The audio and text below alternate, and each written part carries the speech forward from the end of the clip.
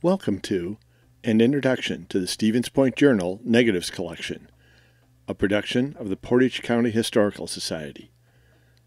The Portage County Historical Society was founded in 1952 with a mission of sharing the stories of Portage County through preservation and education. The Journal Negatives Collection is a great example of both preservation and education. The collection consists of over 25,000 images taken by newspaper photographers between 1935 and 2000. It includes items which never appeared in the newspaper, and many of which are only available in the collection. Though the collection starts in 1935, coverage is spotty until 1948. From 48 to 51, it includes many of the photos in the paper, but from 51 until 1967, it is again spotty. From 1967 through 2000, it again appears to include most of the photos that were in the paper. The negatives in the early part of the collection are 4x5 negatives. This format is about 20 times larger than 35mm film, so holds more information. The above photo is of an air show in 1950. In the upper right corner is an airplane. Because of the size of the negative, we can zoom in on that corner and see that the plane belongs to Marion Cole. That's probably him, sitting on the wing of the airplane, waiting to perform. Cole was a well-known aerobatics pilot. His name is upside down on the airplane because he often flew it upside down. Photos printed in the newspaper are difficult to use because older newspapers turn fragile with age due to the acid in the paper. Additionally, pictures in the paper were screened for printing, lowering the quality. The above picture shows Governor Philip La Follette and Harry Boston at the dedication of the Boston School Forest in 1937. This is followed by the scan from the negative. Note that the newspaper photo was cropped from the original, losing a lot of the detail. Using images from microfilm is much worse. The above photo shows the Wisconsin Rapids and Stevens Point coaches holding the old river jug in 1948. You can see it is not very suitable for use. The next image is a scan of the negative, which is both larger and much better. Through an accident of fate, we can see what camera was used for many of these photos. There was a Christmas event on the square, and the journal sent two photographers, one of whom captured the other with this image. The camera shown is a Graflex Super D. As you can see, it is very large, very bulky, but it produces a high-quality image because it uses a very large negative. Sadly, just as old newspapers decay, so do old negatives. This is called vinegar syndrome.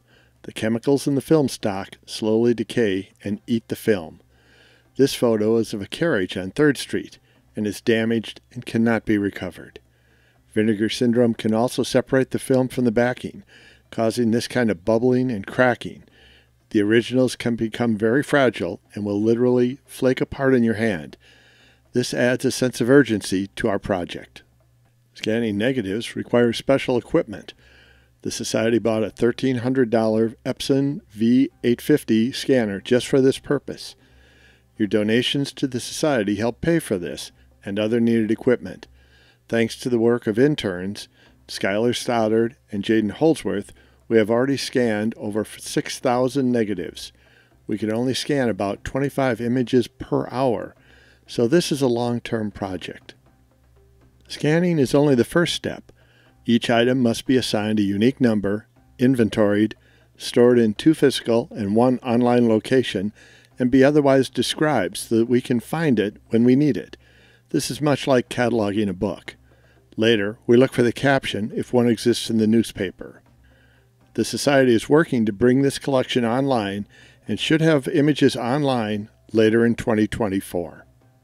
What can you expect to see from this collection as it comes online? Here's some examples. Answering the last call at the Allman Telephone Exchange as it moves from a switchboard to new automatic equipment in 1948.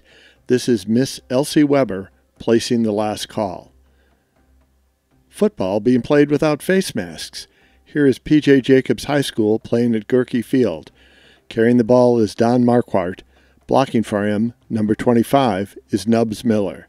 The collection includes hundreds of sports photos from Central State Teachers College and P.J. Jacobs High School, as well as proms, theatricals, and other school events. There's also a lot of things that are difficult to explain. We're not sure if this photo was taken for an article or for an ad, but this is Shippy Shoes downtown. In front, you can see an X-ray machine used to X-ray feet, which was the delight of all the children in town. This photo shows Memorial Day, 1940. The headquarters battery and Battery D of the 120th Field Artillery are marching down Main Street. They would not again march in a Memorial Day parade until 1946. In October 1940, they were sworn into federal service and left for training in Louisiana. After Pearl Harbor, they were deployed to the Pacific and spent over 400 consecutive days in combat. Unsurprisingly, the collection contains a lot of photos of cute kids going to school, cute kids with fire drills, cute kids just everywhere. And some of the images will need some context to understand. Why is there an elk on the front of this engine, and why is it drinking Seagram's 7? Many of the photos will need additional research. I hope you've enjoyed this presentation. Watch our channel as we are applying additional collections of historic photos. Thank you for watching.